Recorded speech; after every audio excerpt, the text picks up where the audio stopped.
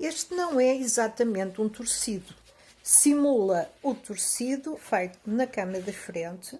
Eu vou puxar para a cama da frente 10 pontos, desde a agulha 5 direita a 5 esquerda, e vou buscar à base do ponto oposto um ponto para preencher as agulhas da cama da frente.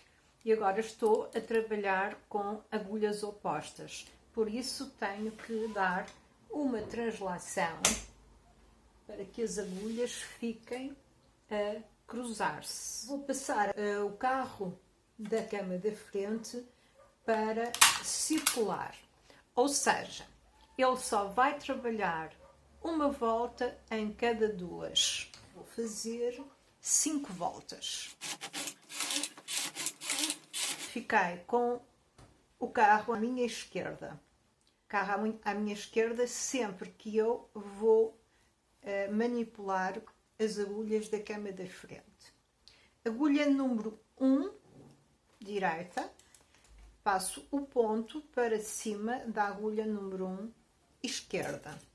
Com um transportador de 5, vou passar os pontos para esta agulha número 1 direita, que ficou vazia. Portanto, faço uma transferência na lateral.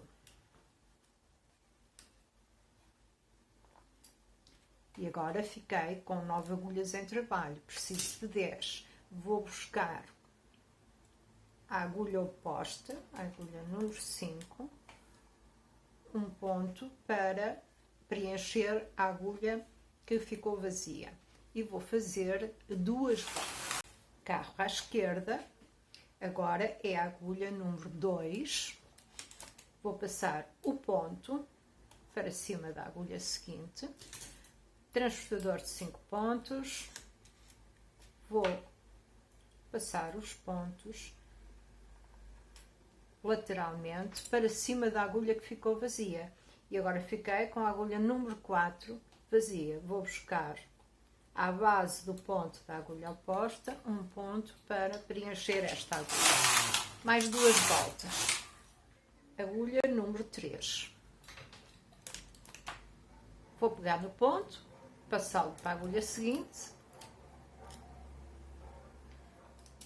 transportar os 5 pontos para cima para preencher a agulha que ficou vazia e vou buscar um ponto à cama oposta. 2 voltas. Agulha número 4. Vamos passar o ponto para cima do ponto na agulha seguinte. Transportador de 5 pontos. Transferimos para a agulha vazia e vamos buscar um ponto à agulha oposta na cama oposta. 2 voltas. Esta é a agulha número 5.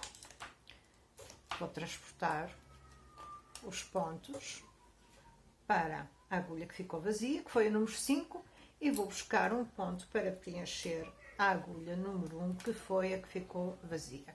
E faço 6 voltas. Novamente com o carro à minha esquerda, vou repetir o efeito torcido.